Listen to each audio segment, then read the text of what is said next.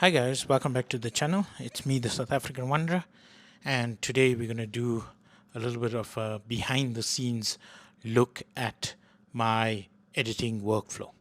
So I've chosen this image of little bee eater that we got on our recent trip to Kruger. This was up at Punda Maria. I like this picture because the A1 autofocus nailed the autofocus on this small bird, and it made it easier for me to actually capture this image. And also, it was a bit overcast, but cloudy, so the bird is sitting nicely, not overexposed, nicely exposed on a nice branch. For me, just these twigs are a little bit of a problem, but you know, if we could send Prashin out to cut them, we should have done that. Prepare the post nicely. Okay, so I'm going to take you through my workflow process for editing. This is the raw file. As you can see, it's about 60 megs. And the first thing I do is to run it through DxO PureRAW.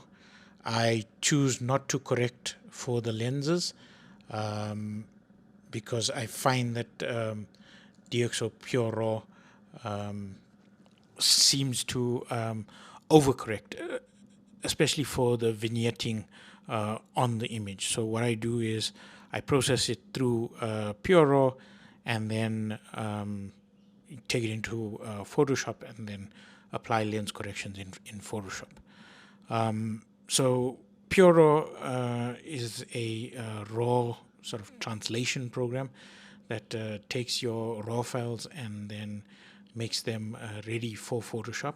Photoshop also has Camera Raw, but what we found in testing is that PureRAW does two things. Firstly, the noise reduction in PureRAW is very good, and it's better than the Photoshop Camera Raw. I think Prashin found this more for his Canon than the Sony, but it also is noticeable on the Sony. And then the second thing is that PureRAW has color profile correction that sometimes the Camera Raw in Photoshop doesn't have the profile that you get out of PureRAW. So I think it's a little bit more how would I say, accurate to what we would see out in the field. So the color space correction is something that I do enjoy on PureRAW as well. Normally it takes about 2 minutes to run these files per file, and if you're editing 60 files, then you run it through PureRAW and let it run and come back in an hour or two's time once it's run, and then you can edit after that. So the raw file is now ready to put through into Photoshop. So we quickly just run that. The first thing that will happen is Photoshop will open up a Camera Raw screen. So this is the Camera Raw from Adobe. As you can see, the default settings for the basic, give you the color sort of profile that I was talking about on the correction. So it's already added in some magenta and corrected for the temperature. But first, what I'm going to do is correct the optics. So you can see on the Camera Raw correction in Adobe, it just corrects some of the barrel distortion, and then it doesn't lighten up the corners too much, which I find in PureRAW. So the vignetting is not as aggressive as PureRAW's sometimes is. So then we go back to the basics. So like I said, it was a bit of a cloudy day, so it may do us good to just, add in a little bit of the color shift towards the yellow. I think 5350 is good, and maybe tone down a little bit of the magenta because there is a green background. Then we're going to dehaze. I think that's one of the most important steps that I do, and then add in vibrance and saturation. Now you can see the picture is a bit dark, so I will bump up the exposure a little bit. I do shoot 0.7 of a stop underexposed, so that exposure would have been plus 0.7 if I was to expose almost correctly, but I'll leave it at about half a stop exposure, and then I'll pull down the highlights, push up the shadows, and white balance and blacks are fine. I think just looking at it now, what I would do is then also just tone down the saturation a little bit. You don't want it too yellow. And then we can open that. So now there's a couple steps that I would do in Photoshop once I'm in. First step is to crop. So as you can see, there's this stump here that is not needed in the photograph. Then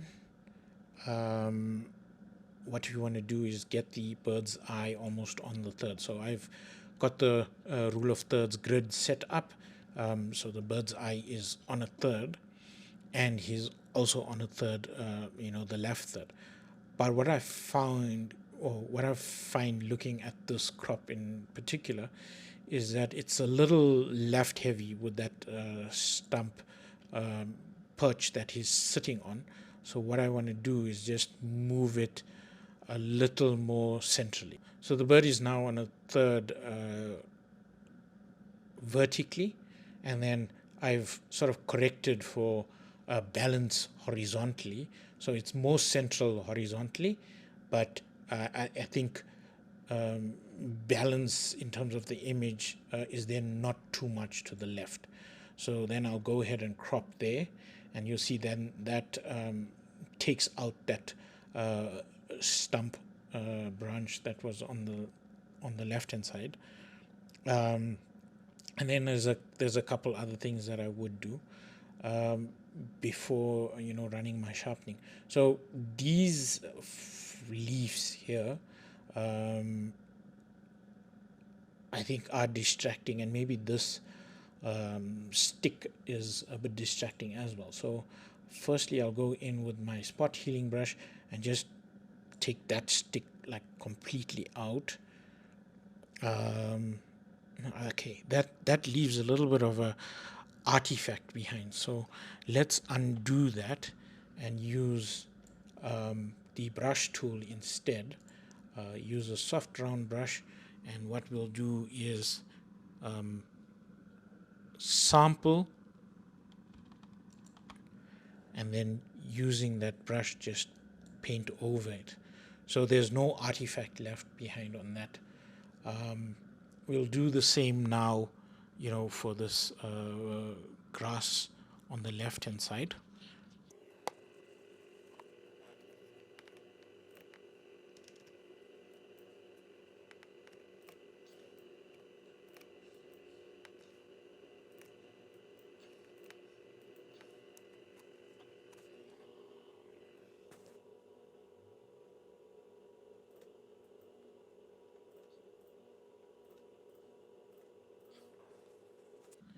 So I think that's got rid of those grass blades.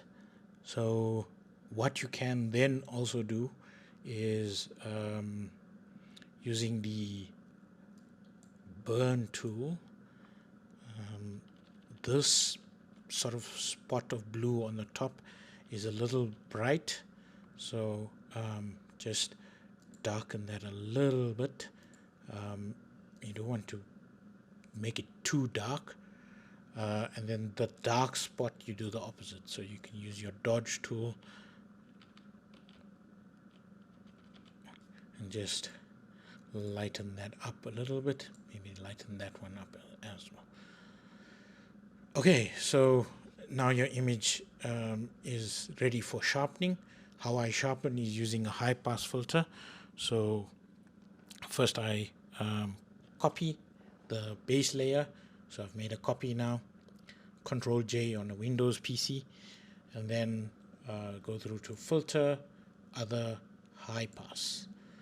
I leave these settings as default for the high pass filter, and then what we do over here is we can choose overlay, soft light, or hard light. Hard light will give you your sort of most sharpening. So if we turn that off, you can see that you lose some of the detail in the eye, some of the detail in the feather, and then adding in the hard light, makes the feathers stand out, the eye stand out, and yeah, the bird a bit sharper. So that's my sharpening tool. I don't want to over sharpen it, so what I would do is actually just go with overlay, which is sort of the comfortable middle between hard light and soft light. So that's my sharpening layer, and then what I then do is add in a contrast layer just to make the bird stand out a little bit more from the background. You can see it just gives it a little bit of pop. With the opacity set at 100, I think it darkens the image a little bit. So what I can do is either tone down this layer in itself by changing the opacity, so it's not as harsh but still a little bit popping. Or if we leave this at 100, what we can do is add in another layer and do a lightening layer. So then that lightens the whole image, but turn that opacity to 30% perhaps. That way it's not as washed out as it is if you've got it 100%. So yeah, I think that's where I'm happy with this image. Very quick edit. The last thing I normally do is just add in my signature that I have stored as a brush, and I can use different sizes. So let me use an 800 brush for this one. We haven't cropped too much, so the signature does show up. So just make sure it's black, and then stamp it with my signature, South African Wanderer. There's a nice tutorial on YouTube by Unmesh that I followed to show you how to do your signature as a brush. So that helps a lot, makes the workflow a bit easier. So then this image is ready to export. So quick export as a JPEG. There's the original JPEG.